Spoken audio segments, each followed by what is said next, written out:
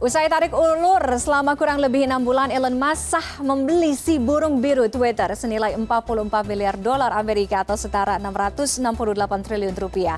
Bergerak cepat, Elon Musk pun langsung beres-beres, bersih-bersih dengan memecat beberapa orang dari jajaran eksekutif Twitter. Lalu bagaimana masa depan Twitter dalam genggaman Elon Musk? Kami bahas malam hari ini bersama Firman Kurniawan, pemerhati budaya dan komunikasi digital UI. Selamat malam Pak Firman. Kita seperti flashback beberapa bulan lalu kita juga pernah membahas ini ya. Ketika mungkin di awal-awal Elon Musk melirik menggebet Twitter, prediksi banyak orang dia akan menyingkirkan hal-hal mungkin yang selama ini membuat Twitter terkekang, Pak Firman. Ada moderasi konten yang memicu banyak sensor, kemudian membuat platform ini seperti tujuan ya, wadah kebebasan berbicara. Implikasinya ke depan, Pak Firman, seperti apa? Ya betul, jadi kalau kita lihat perjalanan sampai akhirnya hari ini Twitter resmi jadi milik Elon Musk. Elon Musk nampaknya ragu terhadap kebebasan yang ada di dalam Twitter, sehingga salah satu prasyaratnya yang diajukan oleh Elon Musk adalah mengubah algoritma maupun memastikan bahwa tidak banyak akun bot yang ada di dalamnya, tadi termasuk spam yang cukup mengganggu. Elon Musk merasa bahwa Twitter adalah alun-alun bagi peradaban dunia, di mana semua orang dapat menyatakan pendapatnya secara bebas. Seperti itu, Mbak. Oke.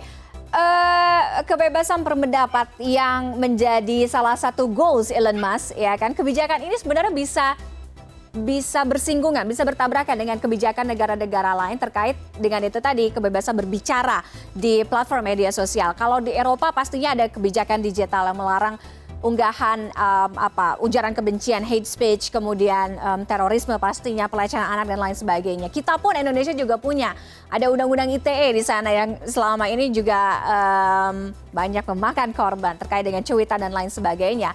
Nah, apakah ini akan berdampak pada Twitter users atau pengguna Twitter yang akan meninggalkan Twitter kemudian untuk beralih ke platform lainnya?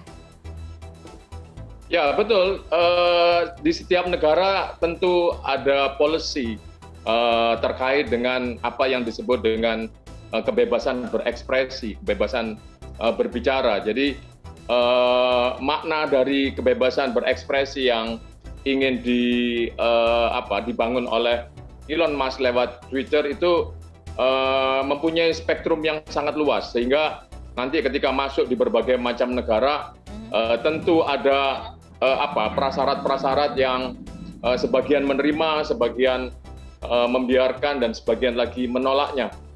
Mekanisme yang kedua dari upaya perubahan yang dilakukan oleh Elon Musk ini adalah mekanisme pasar. Jadi ketika nantinya dengan kebebasan yang ditawarkan oleh Elon Musk, tapi justru menyebabkan radikalisasi, kemudian menyebabkan segregasi sosial, maka publik akan merasa tidak nyaman.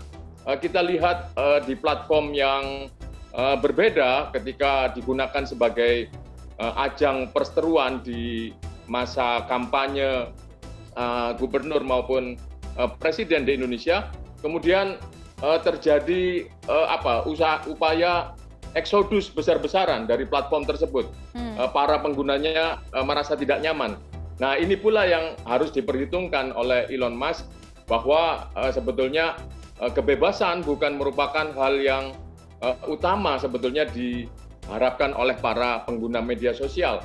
Nah, sehingga perlu diperhitungkan apakah kemudian dengan kebebasan yang ditawarkan tidak justru menyebabkan eksodus. Nah, ini kita tunggu kejadian berikutnya.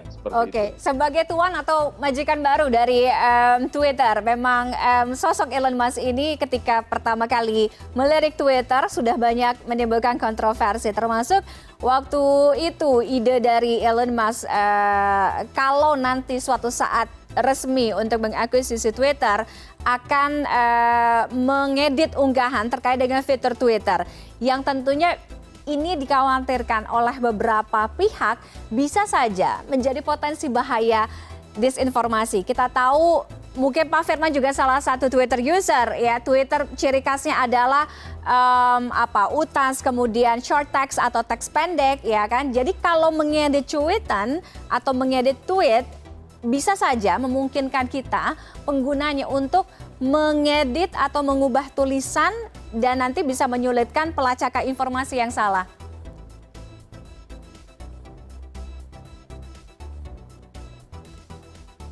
Pak Firman?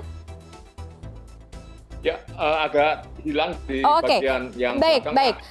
Ide dari Elon Musk ya. untuk mengedit atau untuk mengubah salah satu fitur Twitter bisa mengedit unggahan ketika pada saat awal-awal. Apakah ini bisa menyebabkan misinformasi atau disinformasi ini yang dikhawatirkan banyak orang di luar sana?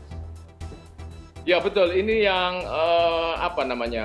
pangkal dari yang disebut misinformasi, disinformasi dan juga malinformasi. Artinya informasi tidak hadir secara utuh. Jadi apa yang dirilis oleh seseorang kemudian bisa diganti, bisa diedit oleh orang yang lain, ini akan menyebabkan kekacauan. Nah ini tentu saja bahwa selama ini kelemahan dari media sosial ketika tidak ada fasilitas semacam itu saja kita terjebak di dalam situasi yang namanya post-truth, maka ketika itu fasilitas bisa dijalankan tentu akan memperunyam keadaan. Nah ini tadi kembali pada mekanisme pasar, kemudian ketika pasar merasa tidak nyaman dengan keyakinan terhadap informasi yang beredar, mereka bisa justru beramai-ramai meninggalkan Twitter. Jadi inovasi kemudian upaya perubahan yang dilakukan nampaknya memberikan kebebasan, tapi ketika kebebasan itu berkait dengan keutuhan sebuah informasi, tentu akan membahayakan. Oke, termasuk apakah ini juga akan membuat runyam dan juga kekacauan ketika nantinya Elon Musk membatalkan larangan akun Trump atau mungkin akun-akun yang pernah di-ban oleh Twitter sebelumnya, Pak Firman? Ya, spektrum kebebasan yang dianut oleh Elon Musk mungkin berbeda dengan kebanyakan orang. Jadi bebas adalah bisa berekspresi apapun, termasuk misalnya akibat dari ekspresi tadi menimbulkan kekacauan seperti yang sudah jelas dilakukan oleh Donald Trump. Nah, jika itu akan dikembalikan hak Donald Trump untuk menggunakan Twitter kembali, mungkin banyak pihak yang merasa tidak nyaman.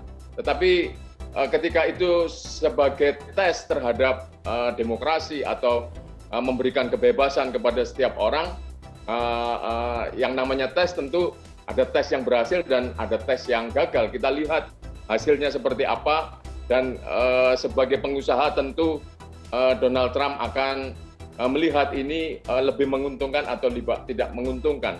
Walaupun sebetulnya Donald Trump pada saat akuisisi juga menyatakan membeli Twitter tidak semata-mata untuk keuntungan bisnis, tapi ada misi sosial yang ingin dia kembangkan.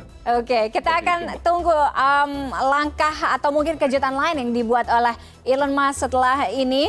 Apakah Twitter masih banyak diminati atau banyak yang angkat kaki dari Twitter? Terima kasih Pak Firman Kurniawan sudah bergabung dengan kami malam hari ini. Selamat malam, sehat selalu. Selamat malam.